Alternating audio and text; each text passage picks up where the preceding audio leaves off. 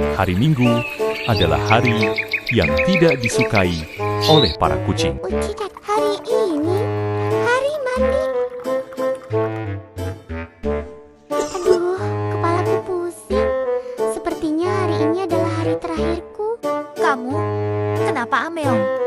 Apakah kamu baik-baik saja? Aduh, badanku sakit.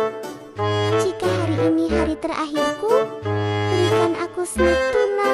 Baiklah, kamu istirahat saja. Kamu gak usah mandi dulu ya.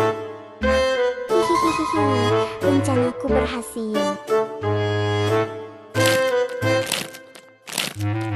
Wow, snack tuna. Aku datang. Kamu kira aku tidak tahu akalmu, dasar kucing nakal. Sungguh, dunia ini tidak adil. Jangan lupa like dan subscribe ya teman-temanku.